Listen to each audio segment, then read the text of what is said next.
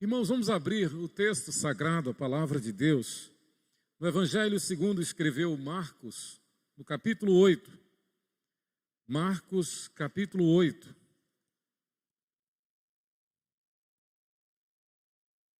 A cura do cego de Betsaida. Marcos, capítulo 8, os versos 22 a 26. Marcos 8, do 22 ao 26. Então chegaram a Betsaida e lhe trouxeram um cego, rogando-lhe que o tocasse.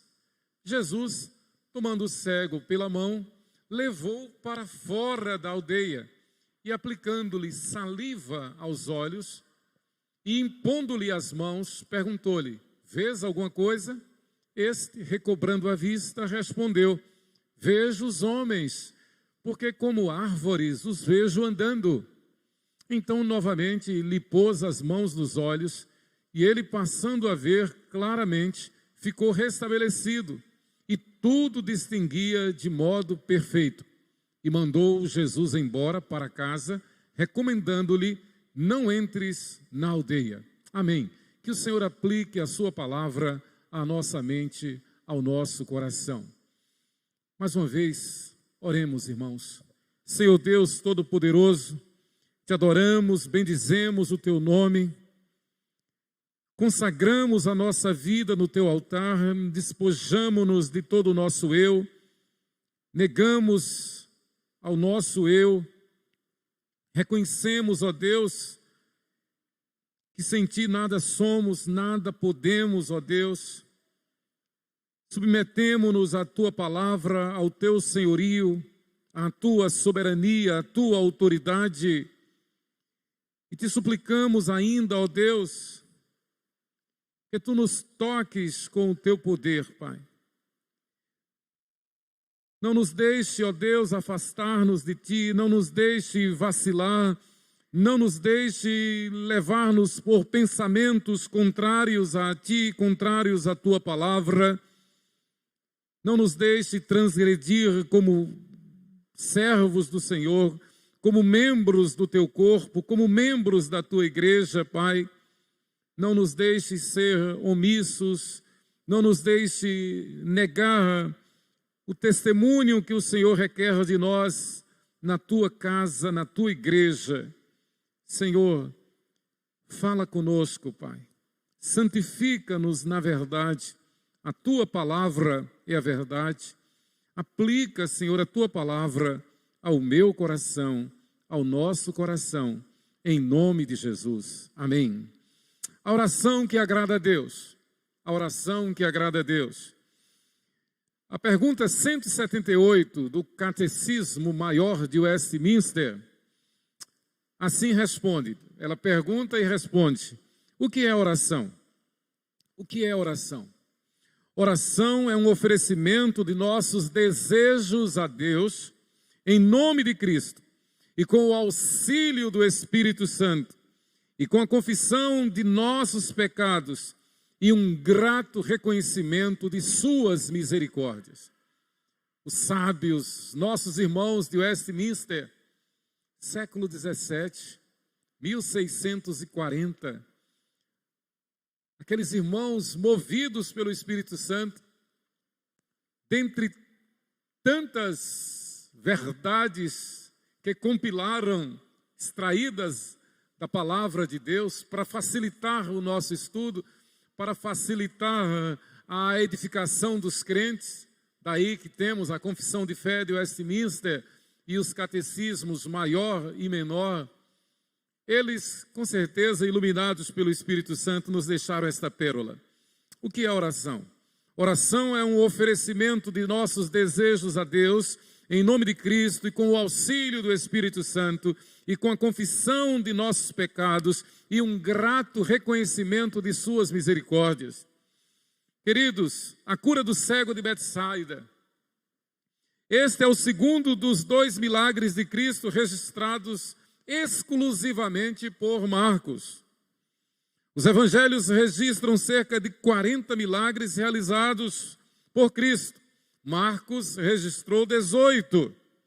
Dos 18 milagres registrados por Marcos, apenas 2 lhe são exclusivos, peculiares, exatamente 2 semelhantes.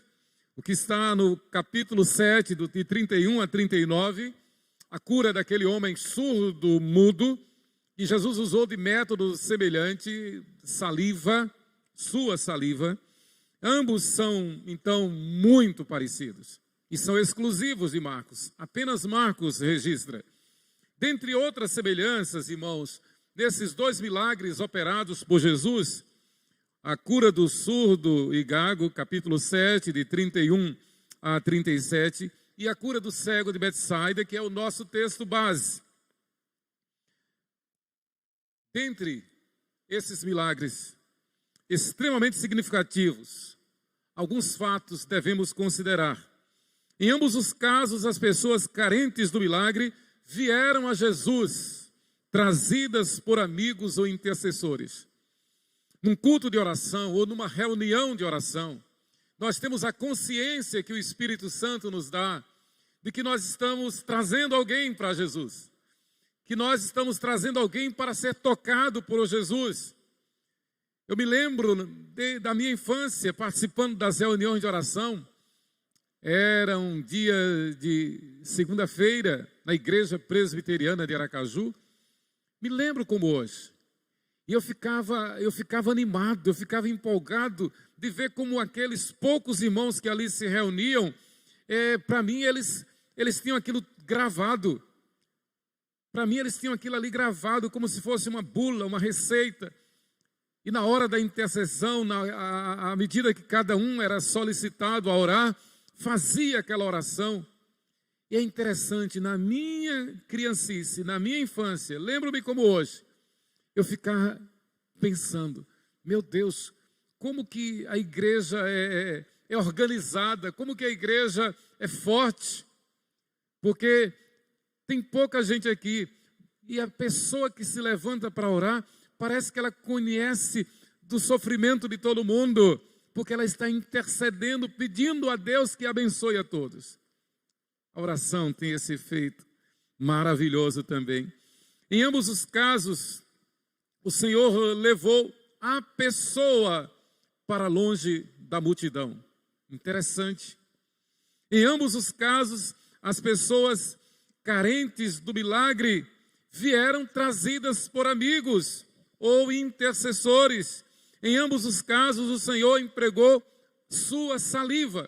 O texto no original diz, Jesus cuspiu.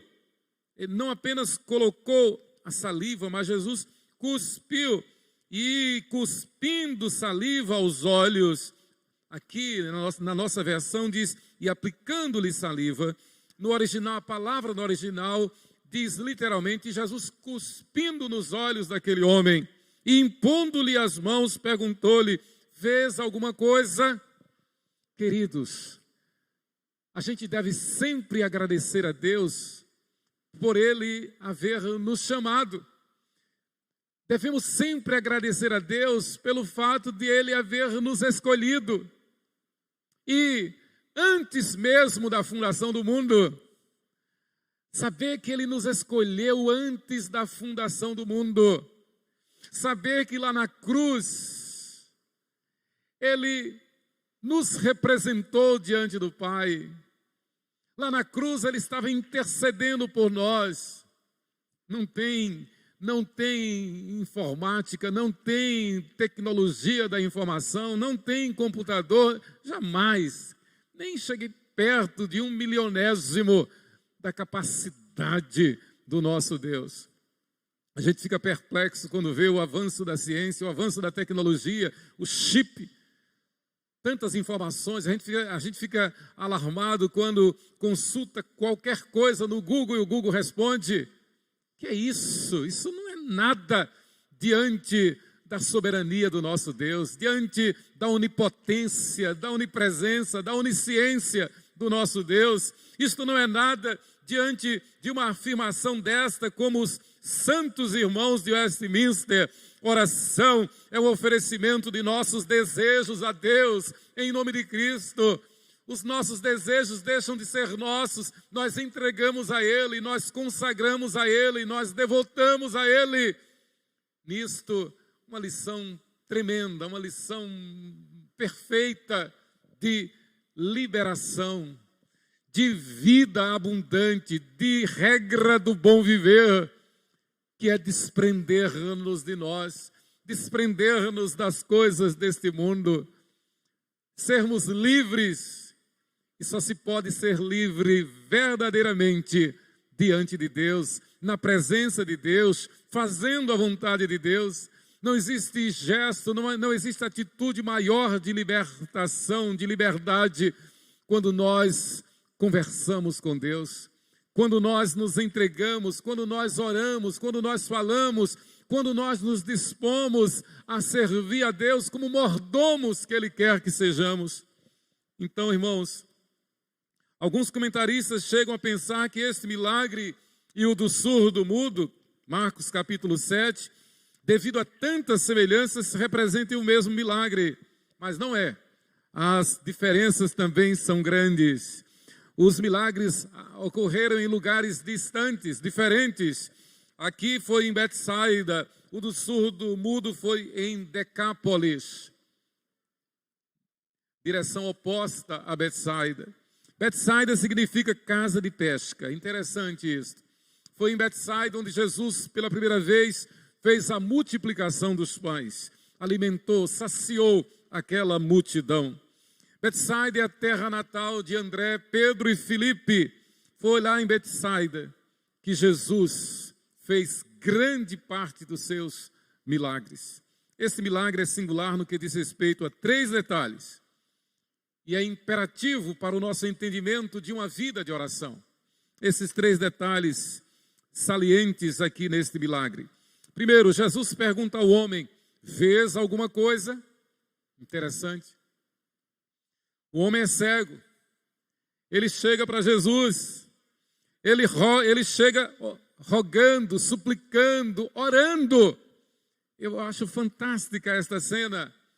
Aquele homem cego, ele veio trazido por amigos e ele sabe, ele ouviu falar da pessoa de Jesus de Nazaré, ele sabe que está diante de Jesus de Nazaré, ele não está vendo nada, ele é cego e ele apenas roga, ele impede, ele suplica, ele ora: Senhor, toca em mim. Queridos, nós estamos aqui esta noite, com certeza, trazendo as nossas necessidades, trazendo os nossos anseios, trazendo as nossas angústias, trazendo as nossas crises, trazendo os nossos anseios. E outro bem nós não queremos, senão que Jesus toque em nós. Toca na minha vida, Senhor. O moço pediu, aquele homem me rogou: Senhor, toque em mim. Ele chegou rogando-lhe que Jesus o tocasse. Jesus, toca em mim, toca na minha vida, toca na minha casa, toca no meu casamento, toca nos meus filhos, toca na igreja, toca nessa sociedade onde nós vivemos. Queremos o toque de Jesus. Mesmo uma sociedade hostil, mesmo uma sociedade pagã, mesmo uma sociedade contrária e que blasfema contra Deus, como igreja, como povo de Deus, nós rogamos: Senhor, toca nessa sociedade, toca nesse povo, toca na igreja, Senhor, reaviva a igreja, inflama a igreja. Queridos, esta é uma oração que devemos fazer sem cessar. Toca em mim, Senhor, toca na minha vida. Interessante, primeira vez que Jesus faz uma pergunta a quem está curando sobre o milagre, a primeira vez que isso acontece. As outras vezes Jesus diz: eu quero, seja curado, está curado, vai, está curado, a tua fé te salvou. Seja curado. Lázaro, vem para fora, ressuscita Lázaro. Mas neste milagre, especificamente, Jesus estabelece um diálogo. E ele pergunta, o moço pede, Jesus aplica saliva nos olhos dele, era o problema, era a cegueira. E Jesus impõe as mãos e então pergunta: você está vendo alguma coisa? Você está vendo alguma coisa? Querido, Jesus está perguntando a cada um de nós, perguntando a Dorinha, a Paulo, a Rita, a Enzo, a Sofia, perguntando a Cláudio, perguntando a Belza, perguntando a Cardoso, a Adeli, perguntando a Domingos, perguntando a Nilcinho, a Alfeu, perguntando a Cléudia, a Rita da 12, perguntando a mim, você está vendo alguma coisa? Jesus quer saber o que é que nós estamos vendo. E com certeza, por nós mesmos, sem o toque restaurador, sem o toque de poder, apenas com a ideia, nós vamos ver os homens como árvores andando, nós vamos ter uma visão embaçada, essa é a realidade. Esta parábola nos ensina que o cristão, que o crente, ele jamais pode se acomodar. Essa parábola nos ensina que o crente tem o dever, deve ter a consciência de que precisa crescer diariamente, como diz a Bíblia, de glória em glória. Em triunfo e ao triunfo, o crente não pode se acomodar. O crente precisa crescer em espírito e em verdade, buscar as coisas lá do alto. Não basta um primeiro contato, que Jesus está dizendo é isto, não basta simplesmente que eu te toque, é preciso que você me submeta, é preciso que você permita que eu domine a tua vida, que eu te encha, que eu te cubra com o meu poder e graça. Interessante, vês alguma coisa? E ato contínuo, o texto diz, este o homem então, recobrando a vista, respondeu, vejo os homens, porque como árvores os vejo andando. Queridos, não basta ser cristão, não basta cantar louvores a Deus, não basta desejar ir para o céu, é preciso ter vida no altar, é preciso ser tocado de forma sobrenatural, constantemente pelo Senhor. Não basta um primeiro toque, não basta a profissão de fé, não basta o batismo, é preciso viver em novidade de vida, é preciso viver em santificação, sem a qual ninguém verá Deus. Eu interpreto que Jesus fez desta forma para nos ensinar exatamente essa lição. Além do toque que Ele nos dá da salvação, Ele quer continuar nos tocando para a nossa santificação. Além do toque que nós recebemos, do chamado que nós recebemos para a nossa salvação, quando nós fizemos nossa pública profissão de fé, Jesus quer continuar nos tocando, nos lapidando, nos quebrantando, nos santificando, nos enchendo do seu Espírito, para que a nossa vida esteja sempre no seu altar. Anda na minha presença e ser perfeito. Foi o que Deus disse a Abraão quando chamou Abraão. Abraão, anda na minha presença e ser perfeito. Não vacile. Não desvie o olhar de mim. Olha para mim. Anda comigo. Não desanime. Haja o que houver. Aconteça o que for. Você é meu servo. Não permita, não diga, não faça nada que possa contrariar a minha santidade na tua vida. Não diga, não pense, não faça nada, não tome nenhuma decisão que possa ser contrária à minha vontade. Eu estarei contigo. Virão dias difíceis, virão as aflições, virão provações. Vai chegar o momento de você pensar em desanimar. Vai chegar o momento de você pensar que a única saída é esta que você está pensando. Mas não é. A única saída é você andar na minha presença e ser perfeito. Até então aquele homem, tendo a vista recobrada, ele via os homens apenas como árvores andando. A visão embaçada, ele não tinha ideia correta das coisas. Mas a segunda lição, o segundo detalhe que este milagre chama a nossa atenção, está em que, após conferir o milagre, o homem responde que sua visão está confusa. Confusa. Jesus perguntou se ele via alguma coisa, agora o homem responde, eu estou vendo os homens como árvores andando, uma visão confusa. Não basta, como disse há pouco, o primeiro encontro com Jesus. É preciso que esse encontro se perpetue. Daí a necessidade, daí a urgência, daí o imperativo de o crente congregar. Por isso que o escritor da Epístola aos Hebreus diz de forma clara que nós não devemos deixar de congregar.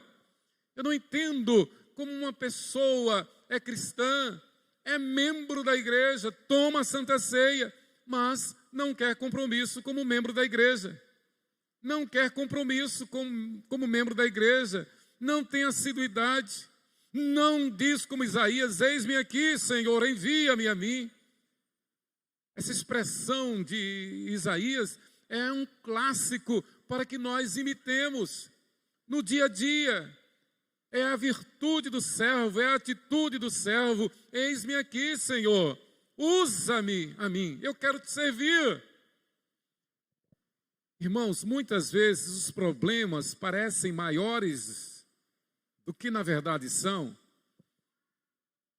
Repito, muitas vezes os problemas parecem maiores do que na verdade são, pelo fato de nós não andarmos com o Senhor como o Senhor quer que nós andemos. Nós queremos, na verdade, muitas vezes andar com Deus, mas andar da nossa forma, do nosso jeito. E aí, quando vem a bomba, quando vem o problema, quando vem a angústia, quando vem a tribulação, estamos vulneráveis.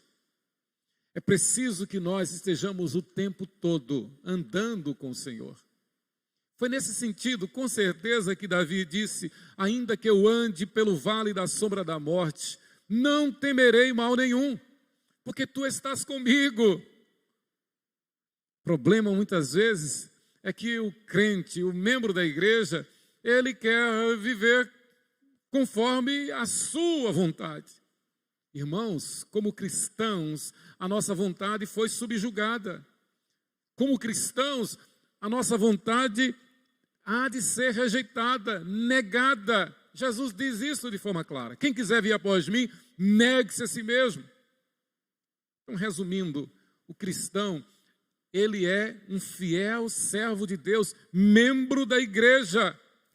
E o seu prazer está em servir a Deus na igreja. E Deus vai pedir contas de todos.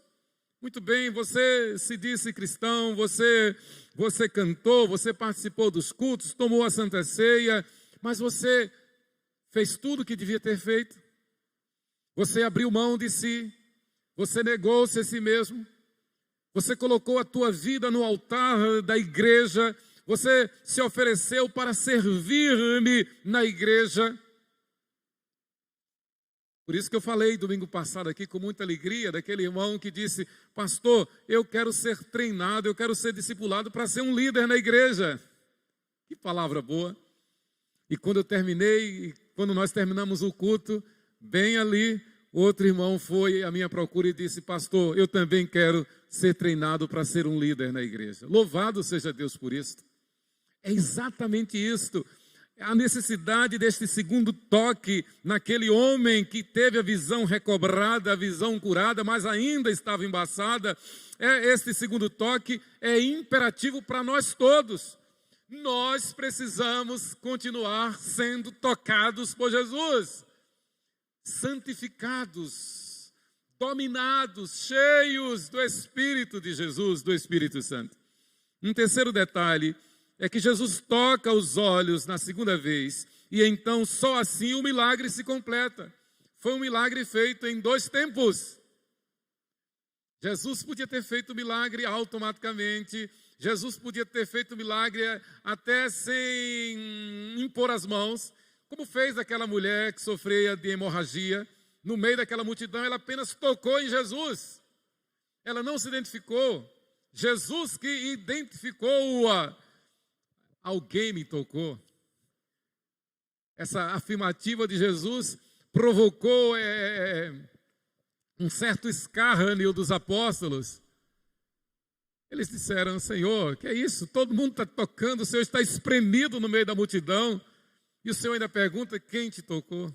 Jesus sabe quem nele toca em espírito e em verdade. Jesus sabe quem nele toca suplicando, pedindo, desejando, querendo.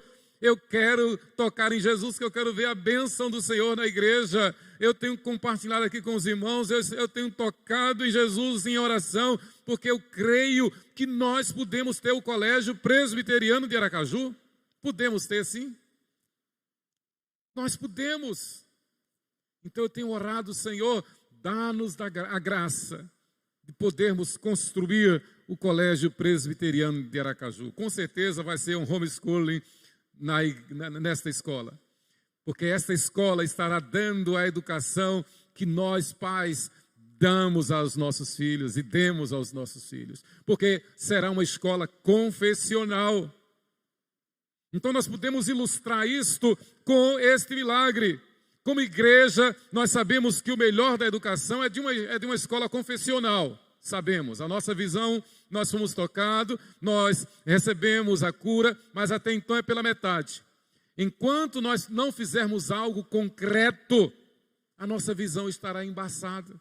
Muito bem, nós cremos na educação confessional, nós cremos na doutrina, na teoria da criação, que Deus é o Criador. Nós cremos que Deus criou o homem e a mulher, o macho e a fêmea, que Deus criou a família, que Deus abençoa a família, que a família é projeto de Deus. Nós cremos que a Bíblia é a palavra de Deus, mas diante dessa sociedade hostil, diante dessa sociedade agnóstica, diante dessa sociedade dominada pelo diabo, o que é que nós estamos fazendo de forma concreta? Nós podemos ter o Colégio Presbiteriano de Aracaju, como tem o Colégio Batista, como tem tantos colégios, nós podemos ter. Aliás, os missionários que para cá vieram, e depois de amanhã nós estaremos comemorando os 162 anos da Igreja Presbiteriana do Brasil.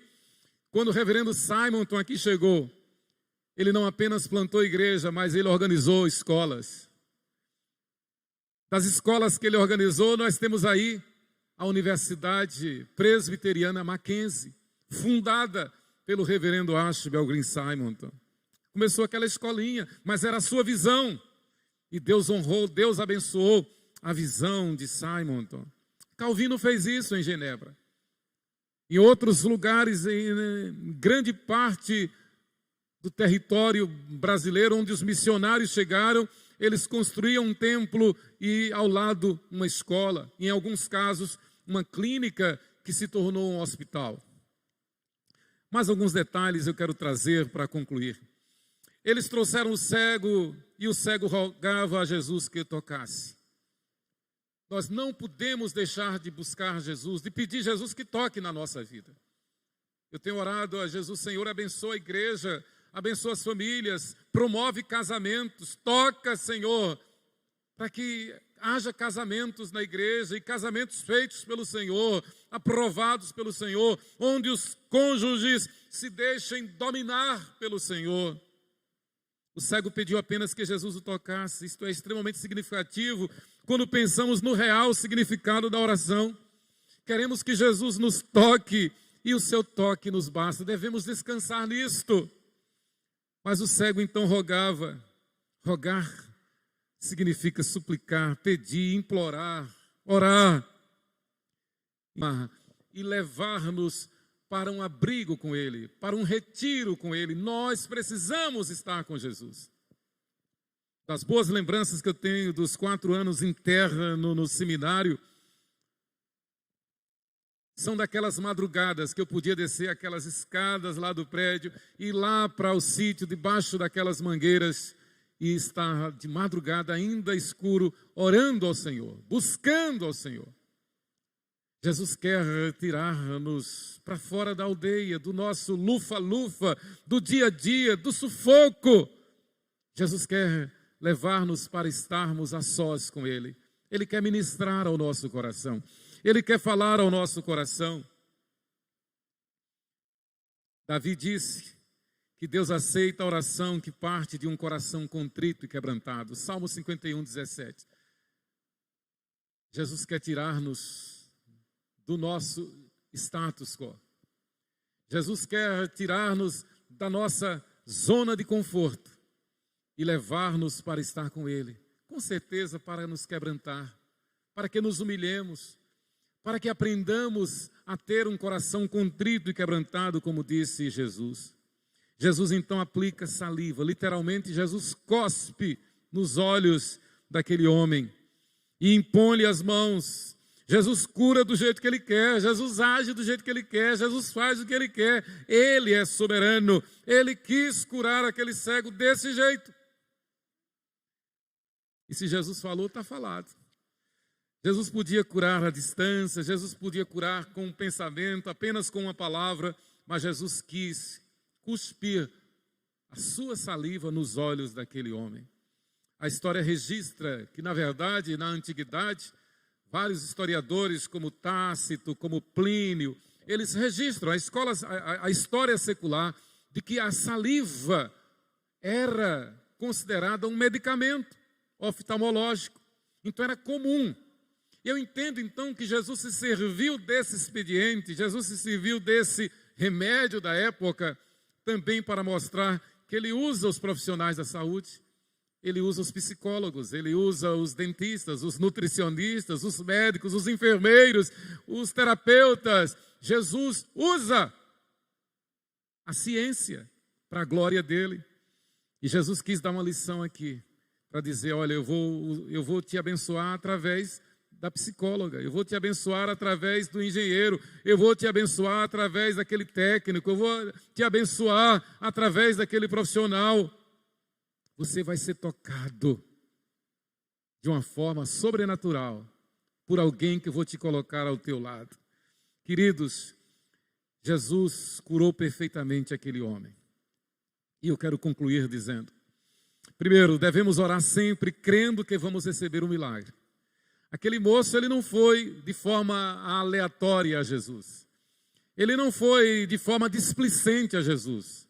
É fantástico ver que ele chega rogando, ele chega suplicando, Senhor, toca em mim. Ele não pediu diretamente que Jesus o curasse, mas ele pediu que Jesus tocasse nele. E aí a gente lembra do que o Senhor disse a Paulo, Paulo, a minha graça te basta. Este homem parece que ele já veio doutrinado, parece que ele já passou pela classe de catecúmenos, parece que ele já é um crente antigo, mas não. É que o Espírito Santo o revelou, o Espírito Santo trouxe. E há um coração contrito e quebrantado, o Senhor não despreza. Ele chega dizendo, Senhor, rogando, Senhor, toque em mim. Segundo, devemos orar sempre querendo tocar e ser tocado por Jesus. Queridos, oração não é reza. Oração não é uma ladainha. Oração não é um ritual do culto. Oração, volto mais uma vez aos sábios de Westminster. Oração é um oferecimento de nossos desejos a Deus. Em nome de Cristo e com o auxílio do Espírito Santo e com a confissão dos nossos pecados, reconhecendo os nossos pecados, confessando os nossos pecados e abandonando os nossos pecados e um grato reconhecimento de suas misericórdias. Westminster, 1640, década de 1640, 1650. Em terceiro lugar, devemos orar sempre submissos à total soberania de Deus em nossa vida. Nós não devemos orar, repito, por acaso. Orar uma reza. Orar como se fosse um mero ritual. Não, nós devemos orar crentes de que estamos falando com o Eterno, com o Deus Todo-Poderoso, e não estamos falando abobrinha, estamos falando aquilo que agrada a Ele e aquilo de que nós precisamos. aquilo de que nós precisamos. Eu quero ver a bênção do Senhor na igreja, eu quero ver a bênção do Senhor nas famílias, eu quero ver a bênção do Senhor na minha casa, eu quero ver a bênção do Senhor na minha família, eu quero ver o Senhor curando, eu quero ver o Senhor libertando, eu quero ver o Senhor fazendo maravilhas. Nós temos orado, Senhor, traz gente nova para a igreja. Aí, domingo passado, lá na congregação da Barra dos Coqueiros,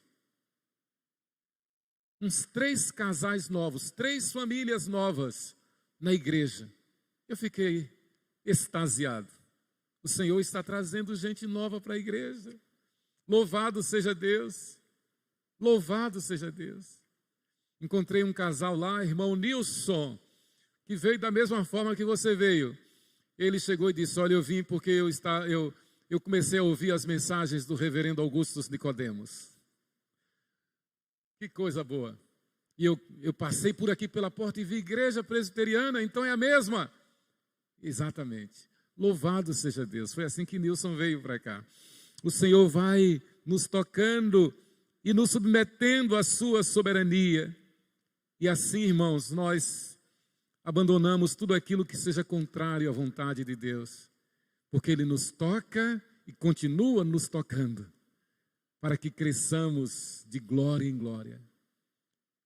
O caminho dos justos é como a luz da aurora, que vai brilhando mais e mais, até ser dia perfeito. Assim diz Salomão lá em Provérbios: o caminho dos justos é como a luz da aurora, que vai brilhando mais e mais, até ser dia perfeito.